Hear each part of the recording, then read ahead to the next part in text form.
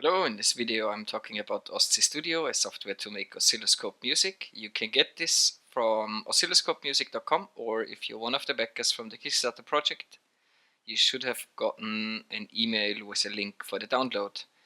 Either way, you should end up with a zip file for your operating system. It exists for Windows and Mac OS X. So let's see what comes with the package when you download it. The first thing you should look into is the hello PDF file. It contains a lot of issues for Windows users which you have to take care of before installing. There's a list of shortcuts, and there's even a second page with basics how to get the Blender plugin up and running. We'll come to this a little bit later. The next folder is objects, which contains a few 3D objects you can use later, and samples, example files for OsciStudio. The data folder contains internals, and you can mess with them if you wish, but there is no documentation. When you start, OsciStudio will ask you for your sound card settings. Usually you can just press start and it will be fine. So let's get started by taking an object, or actually let's get started by clicking test audio. That's a much better idea. So then take any object from the objects folder and drag it onto one of the tracks. So this is the cube. In the top right you have buttons to adjust the preview of the oscilloscope. I like to have it big and the sliders behind.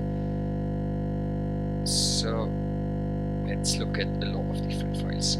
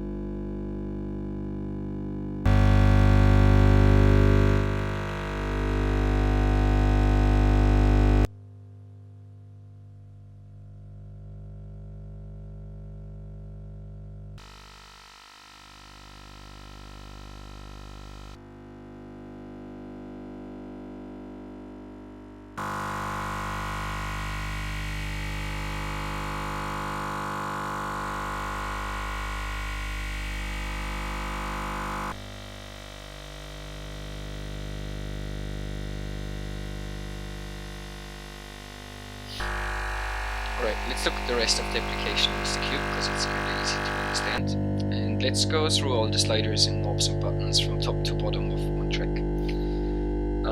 The big number turns the track on and off. After this you have information where to get the phaser from.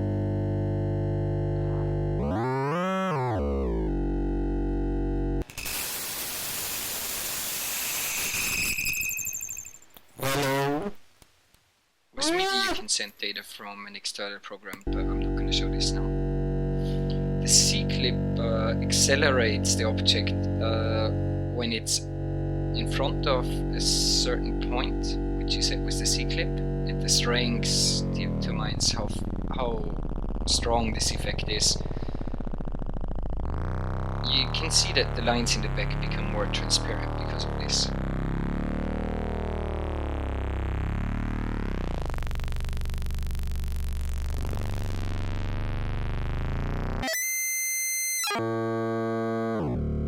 I'm turning it off because it's too crazy. The shape menu is not interesting yet. It becomes very interesting when you use it with Blender.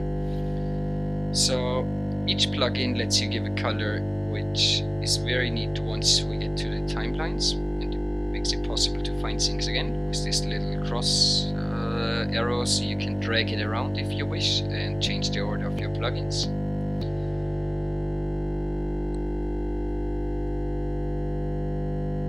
So the rotate you already knew. Let's look at trace. Trace shows you only part of an object, and you have two important sliders, length and from. from selects where the object is drawn from, and length selects how much is drawn. Beneath it you have a little LFO, which you can use to just keep moving the slider and keep moving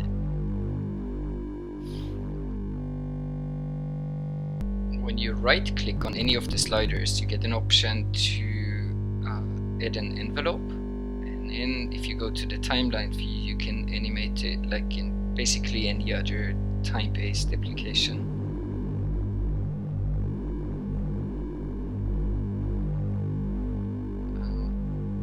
So what I did here is, if you press in on anything that is a number, you can enter the number, and it really doesn't check for limits. So here I entered -5 ppm, now it goes backwards, 20 ppm it goes forwards again. You have to be a little bit careful, because if you put strange numbers it might crash, but usually it's more fun not to limit these things. Leave the sharp mystery. So this is probably my favorite plugin of all time. The ball, it turns anything into a ball.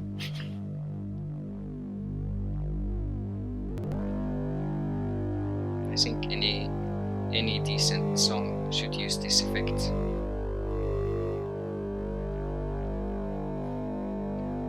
It's also animated a little bit.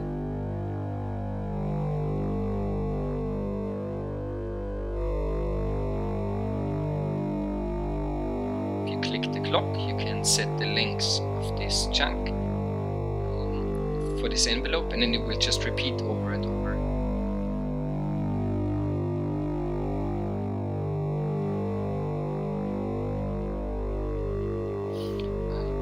Grid repeats the same shape a few times. You can select how often. The spread moves the objects apart, and scale changes the size of each of the objects.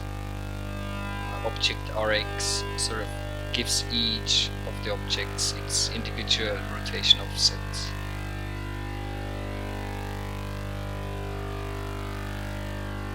Of course you can repeat the plugins as often as you like, so here now I'm using a second plugin, but I'm gonna get rid of it again. Delete all the ones we don't need. So, right clicking, you get a list of all the plugins, and then just add all of them and mess with them for a little bit. In this case, the knee effect helps you highlight certain parts of a shape. It still displays everything, but you can see it's not the same strengths on all the parts. Now I did this a bit quickly. I'm animating when this effect is on and off. So you can not just animate sliders, but also the buttons, which control if the effects are in use or not. Let's get rid of this again and pick another. Offset plugin just moves things left, right, up, down, or back, forward. Very interesting. Spiral is something that Chris used extensively. I mean, not in OsciStudio, but his own variant for the spiral song. You draw a circle, and at certain points you stop and draw the object that you actually wanted to draw. So here with ratio you can select how much of the object you draw and how much of the circle.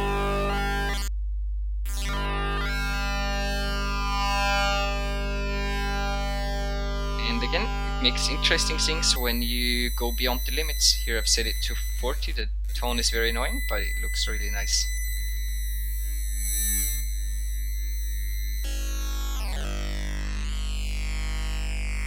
So the top left is a bit of the messy menu where all the experiments live, and most of them don't make sense. Perspective makes a lot of sense. The other is probably not useful at this point for anyone.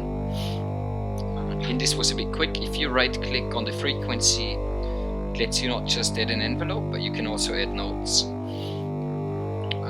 and input key data. And click on the clock to set the lengths for the repeat.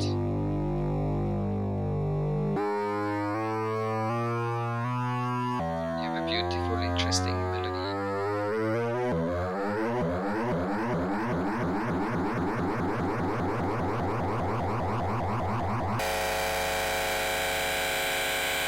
those are the basics. Now let's look at some files that Chris made.